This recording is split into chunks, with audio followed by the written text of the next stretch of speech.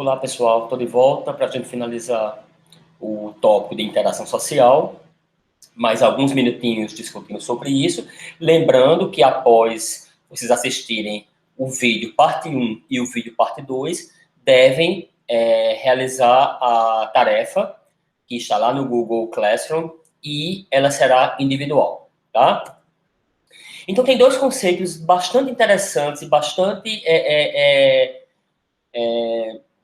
importantes relacionados à interação social, que é o conceito de telepresença e de copresença. Ambos são bastante importantes, tá? E ambos têm suas características e sua relevância de uso, dependendo da situação ao qual você está desenvolvendo um sistema ou baseado na sua necessidade. Então, telepresença, na verdade, a vontade de estar próximo, a vontade de estar no mesmo local sempre foi uma vontade e sempre é a prioridade. Sempre a gente deseja fazer as coisas juntos, especialmente quando a gente precisa trabalhar junto ou estar no mesmo ambiente. Só que nem sempre isso é possível. Então, por conta disso, começou-se a se discutir o conceito de telepresença, que o que significa? São novas tecnologias projetadas para permitir que uma pessoa se sinta como se estivesse presente em outro local, projetando seus movimentos do corpo, ações, voz, expressões faciais ou algumas dessas características. Talvez só a expressão, só a voz, só o corpo, e assim vai. Então, na verdade, o objetivo da telepresença é a gente sobrepor a imagem de alguém que não está fisicamente presente no ambiente ao qual nós gostaríamos que ela estivesse, de modo que, aparentemente, a percepção dos participantes daquele espaço é que ela esteja presente. Então, a gente pode fazer isso de algumas formas, utilizando as tecnologias, que é o propósito, obviamente, e eu vou mostrar alguns exemplos aqui. Então, aqui, esse caso foi uma pesquisa de 93, chamada Clearboard. Isso já teve várias evoluções, essa pesquisa, já chegou. E, na verdade, é um quadro, tá? Que para ensinar desenho, ou para ensinar algo relacionado à arquitetura ou à engenharia, de modo que o estudante, suponha que essa pessoa aqui seja um estudante, ela está desenhando, mas, ao mesmo tempo, olha quem está do outro lado. Ela visualiza o professor, de modo que dá a impressão de que alguém está observando ou alguém está realizando a função de tutor naquele processo. Então, esse professor aqui, ele pode falar, ele está vendo a tela do usuário, obviamente também, do estudante, ele pode ficar dando dica, faça de tal forma, faça daquele jeito, e assim vai. Então, isso é um exemplo de telepresença, onde nós estamos projetando a imagem de alguém, no caso, numa tela em um ambiente colaborativo, ao qual o estudante que está assistindo aquela aula ou está realizando aquela tarefa fica percebendo a presença do professor e o professor pode interagir com ele, inclusive dando dicas, tá? Aqui tem um outro exemplo, na verdade é o mesmo projeto, só que em situações diferentes. Aqui a gente tem outro exemplo, é o Hypermirror, tá? Foi de 98, são pesquisadores japoneses. E, na verdade, esse projeto, ele permite que pessoas se sintam como se estivessem no mesmo local virtual, mesmo estando fisicamente em espaços diferentes. Então, foi um experimento que foi realizado, um projeto com experimento. Veja que aqui tem as câmeras, tem um conjunto de suporte tecnológico, inclusive de hardware, que é necessário para poder propiciar a telepresença. No caso anterior, obviamente, tem todo o suporte de hardware aqui por trás e software, consequentemente. Então, nesse caso, esse homem aqui, esta mulher e esta mulher estavam em uma sala e esta outra estava em outra sala e foi projetada virtualmente na sala aos quais as três pessoas estavam. De modo que tanto o rapaz quanto as duas mulheres aqui, quando olhavam para a tela, vinham como se tivesse 4 pessoas. Ou seja, estavam projetando uma imagem lá. Então, foi feito um conjunto de experimentos para ver, foi bem interessante, inclusive.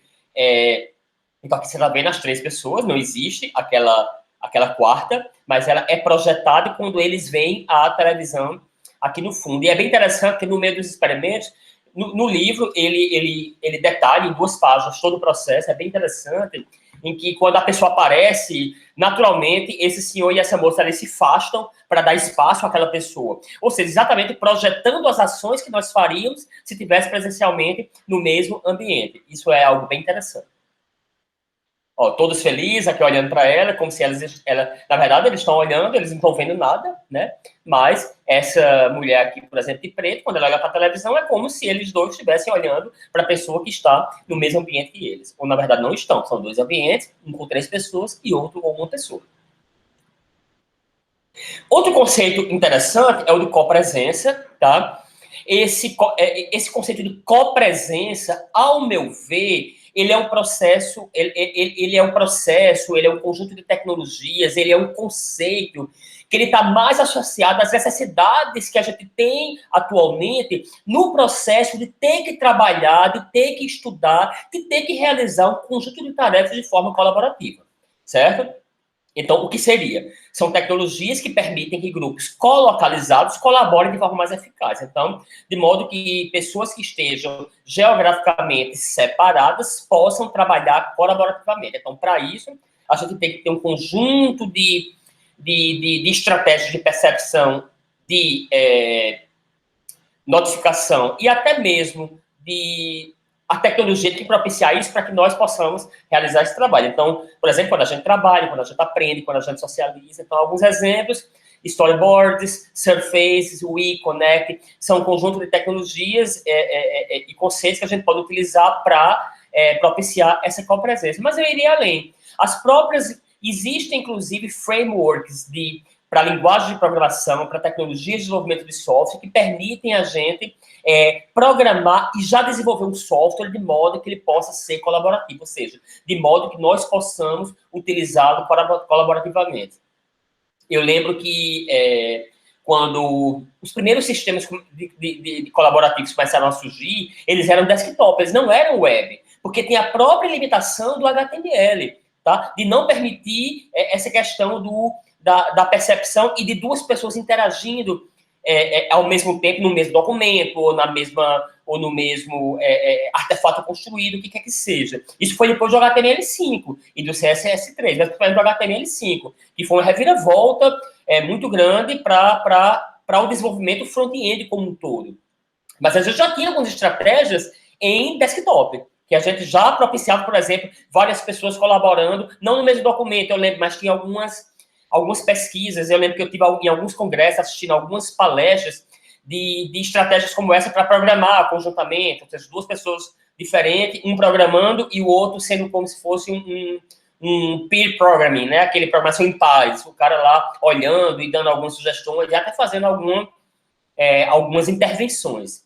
Hoje em dia a gente consegue programar, tem tecnologia para isso, para web, tá? De modo que a gente possa, por exemplo, ter um Google Drive e as ferramentas que estão dentro do Google Drive, como o Google Docs, o Google Slides, o Google Sheets, entre outros, que a gente pode, por exemplo, criar um documento e colaborativamente eu e vocês estarmos, ao mesmo tempo, manipulando o documento em tempo real, tá? Através do conceito de copresença. Então, Petrônio, mas síncrono ou assíncrono? Os dois, tá? Boa pergunta. Então, são ferramentas síncronas ou assíncronas? Os dois. A gente pode estar ao mesmo tempo lá. Inclusive, a gente tem mecanismos de percepção. Por exemplo, quando alguém entra num documento que a gente está, por exemplo, editando, e essa pessoa também tem a permissão de editar, a gente vê que ela aparece lá em cima. Vocês já perceberam isso? Que aparece lá em cima. Outra coisa, que o cursor das pessoas todas que estão colaborando são de cores diferentes, para que a gente possa identificar uma da outra. São um conjunto de características de percepção que a gente vai acrescentando nos sistemas para propiciar esse trabalho colaborativo através do conceito de copresença.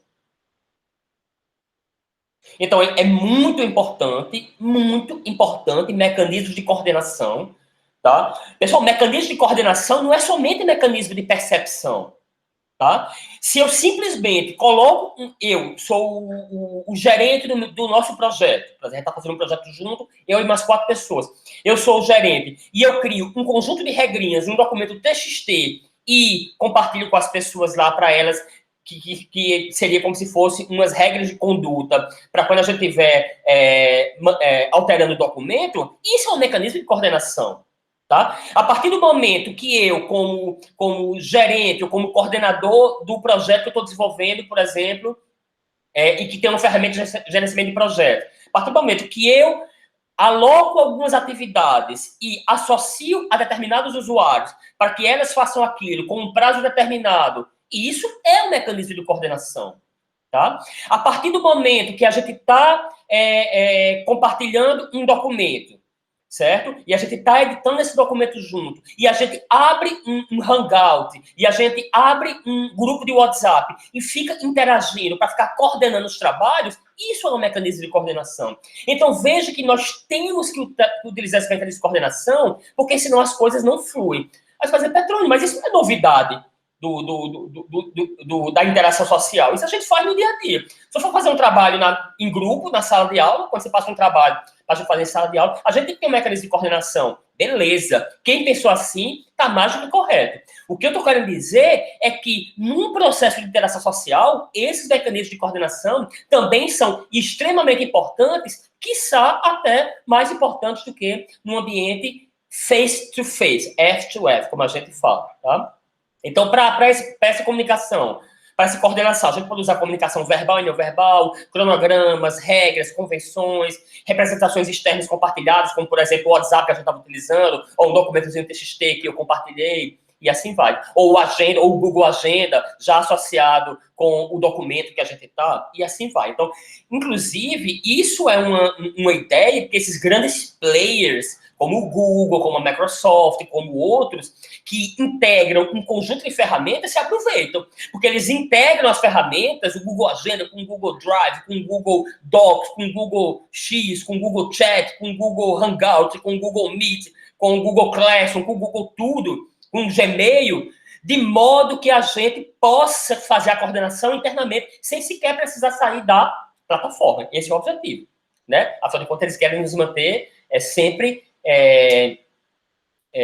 na plataforma sem precisar sair e procurar algo a mais. Aí eu falei, o WhatsApp, eles tentam substituir o WhatsApp, mas o WhatsApp a gente não consegue se livrar dele, pelo menos eu. Então, a conversa central, a gente pode utilizar algumas estratégias não verbais, como acenar, como sacudir, como piscar, como gesticular. Então, eu já vi algumas ferramentas, inclusive colaborativas, que a gente podia utilizar um conjunto de emojizinhos para levantar o dedo e tal, para poder dar alguma sugestão, para poder pedir para parar, para que ninguém editasse mais, ou seja, a gente pode utilizar esse conjunto de... Ou se for, por exemplo, uma conversa, um bate-papo, a gente abre o Google Meet, cada um pega um taça de vinho para poder ficar conversando e botando a conversa em dia. E isso é uma interação social.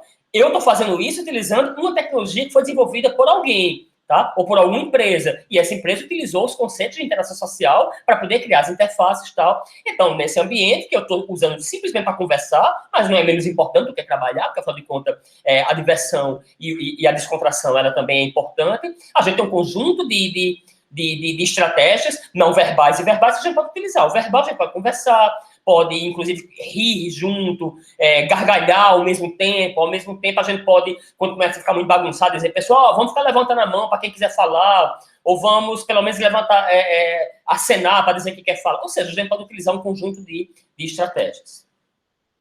Cronogramas é muito importante, por exemplo, a agenda, independente de qual seja, da plataforma que você está usando, mas geralmente toda plataforma e todo ferramental colaborativo que a gente tem hoje em dia à nossa disposição, ele já é associado a alguma agenda de alguma forma. É muito tranquilo que a gente possa associar um schedule para cada atividade. Por exemplo, quando eu passo uma atividade para vocês no Google Classroom, vocês lembram que eu coloco a data de entrega. Tá? E eu posso, inclusive, dizer, se não entregou até aquela data, não pode entregar mais. Ou eu posso dizer, eu vou abrir uma sessão e vou dar 2 dias a mais para ele entregar. E assim vai. Mas eu posso fazer essa coordenação utilizando, por exemplo, os cronogramas.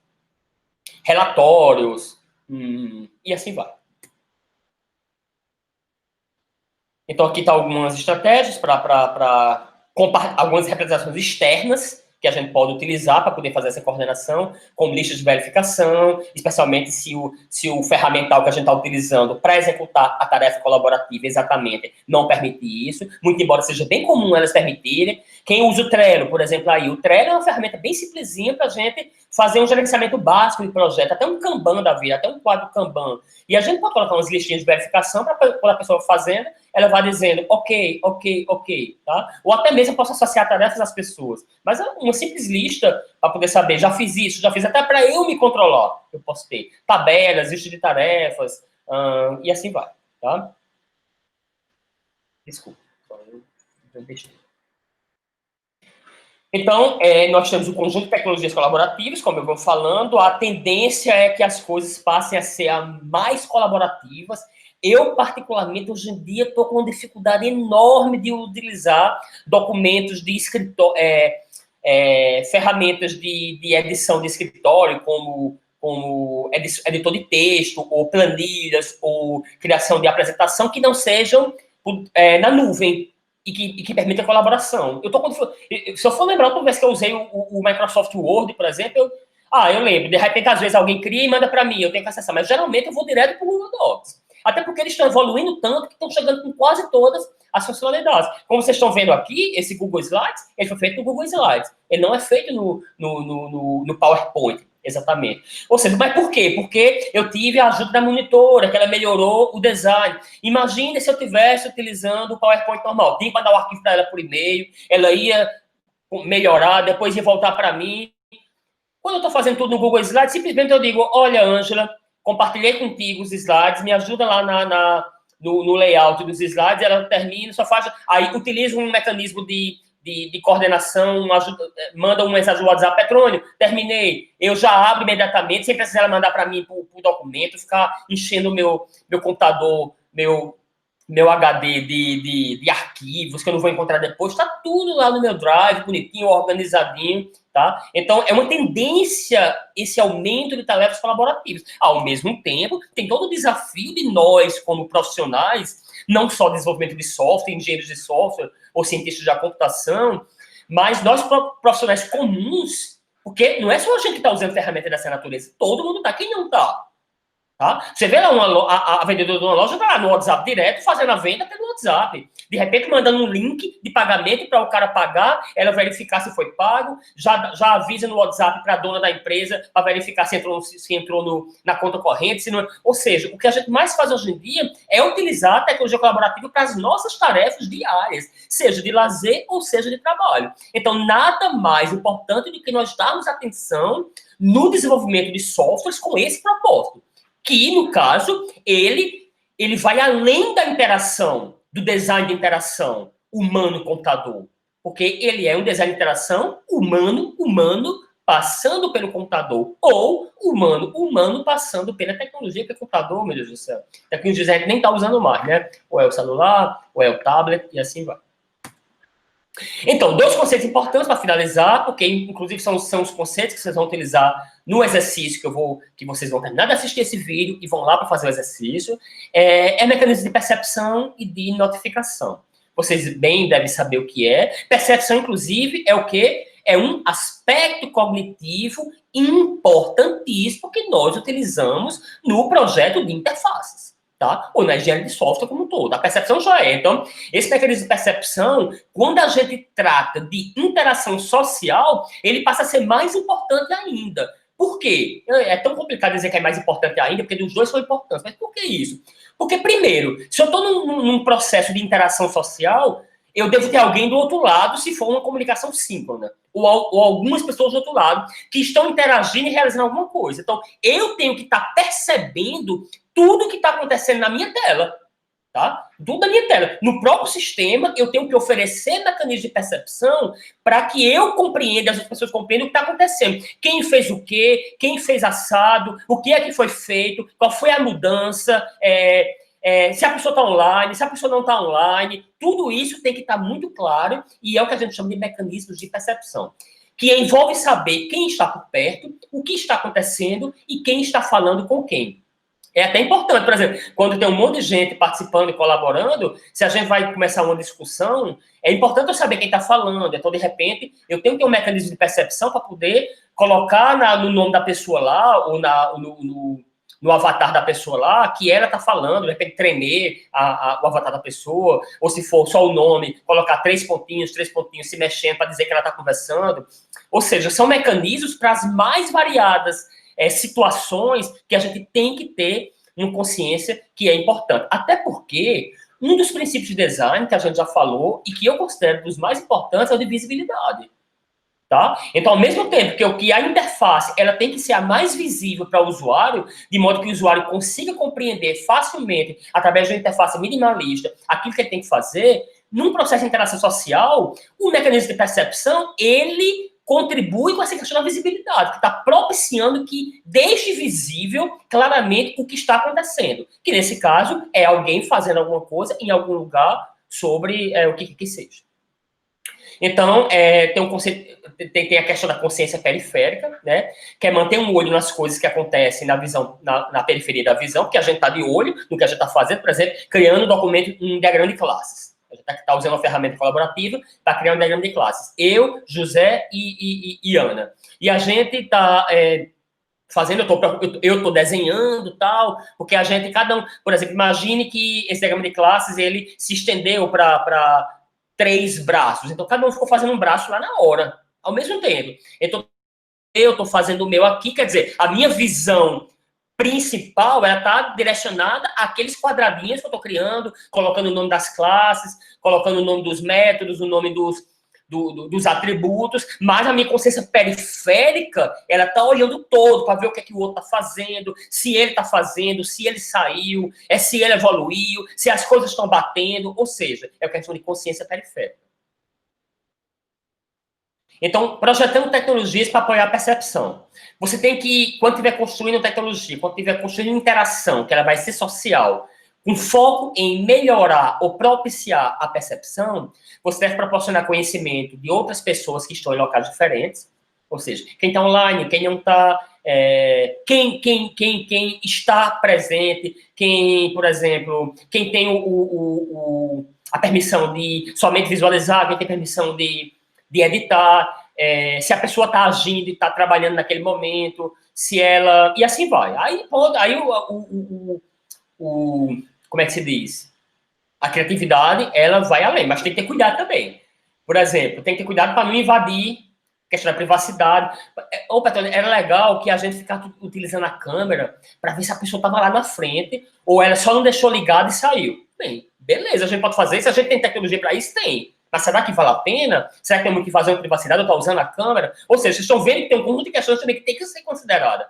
Afinal de contas, tudo que a gente trata de interação, humano-computador, design de interação, a gente tem que ter muito cuidado, porque envolve questões éticas, questão de privacidade, entre outras coisas. Eu até estava lendo um artigo semana passada, muito interessante, que eu estava discutindo ele na turma de EHC do mestrado, que era o cara, ele fez um framework só para avaliar a usabilidade e a experiência do usuário, da privacidade dos usuários. Ou seja, em relação às interfaces, ele fez 2 exemplos lá. Eu não estou lembrando quais foram os 2 cases que ele fez, os 2 tipos de casos, mas ele criou o framework e ele fez a prova de conceito, né? Ele testou usando 2 ferramentas de propósito geral e grandes, como estava a interface em relação à privacidade, ao framework. Então, bem interessante. É algo que está muito junto com o design de interação. Aqui tem alguns exemplos. Por exemplo, aqui tem 2 crianças utilizando uma interface tangível, que a gente chama, tá? É um tipo de interface em que a gente manipula diretamente. É um tipo de interface muito utilizado, especialmente para a educação de crianças. No Brasil, ela é bem incipiente, mas em outros países do mundo, como os países asiáticos, utilizam muito essas tecnologias. Tem até uma amiga minha, não chega a ser amiga, uma colega, professora da Universidade Federal Rural de Pernambuco, ela fez doutorado comigo, na UFPE, mas ela antes fazia doutorado no Reino Unido, e ela desenvolveu algumas mesas dessas. Ela é muito especialista numa área que a gente chama interfaces tangíveis. É bem interessante. Então, veja que aqui elas estão trabalhando, estão no mesmo ambiente, poderiam não estar, tá? Para a gente falar sobre questão de percepção, mas elas estão no mesmo ambiente. Mas veja que a visão principal dela está olhando para o objeto que ela está. Aqui nem é criança, são adultos ou adolescentes. Ela está mexendo nesse objeto aqui, a visão, mas a visão periférica dela está percebendo o que a colega dela está fazendo, mexendo e assim vai. Porque juntas, elas duas estão utilizando essa mesa tangível para criar uma música. Tá? Que no caso, o objetivo é criar uma música. Então veja que tem alguns botões na mesa e tal.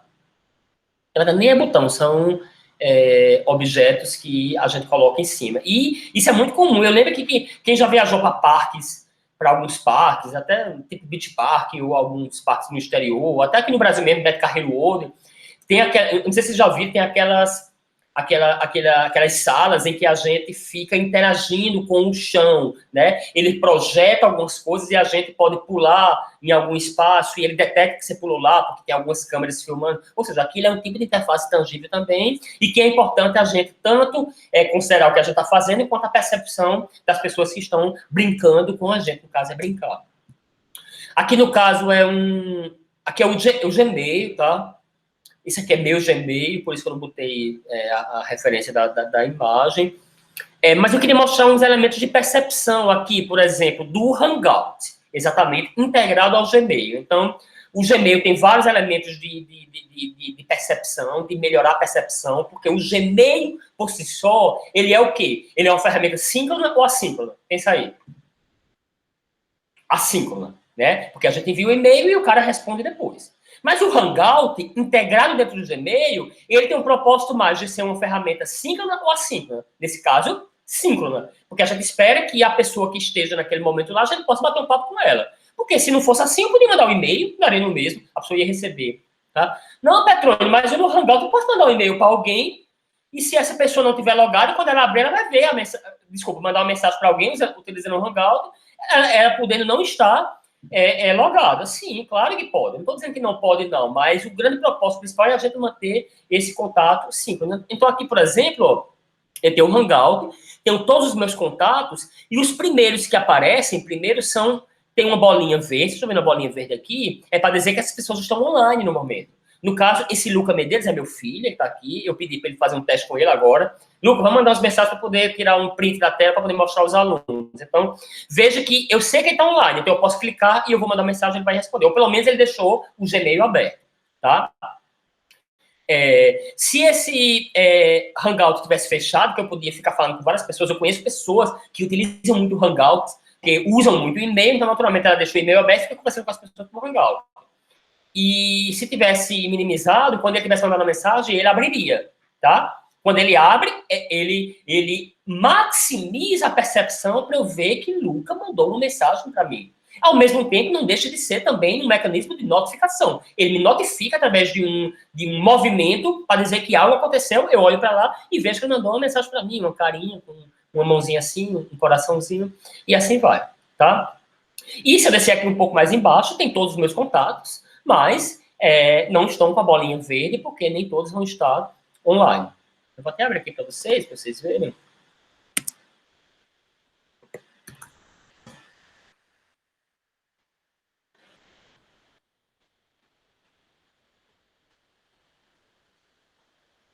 Então, aqui tem o Google Meet, inclusive eu posso começar o Google Meet aqui direto, já é mais uma ferramenta integrada. Daqui uns dias o Gmail ninguém consegue usar mais, né? Porque é tanta ferramenta integrada que eles colocaram juntos que tá difícil até de visualizar. E eles tinham a mania de uma hora para outra mudar a interface, né? Mudaram, acho, o ano passado.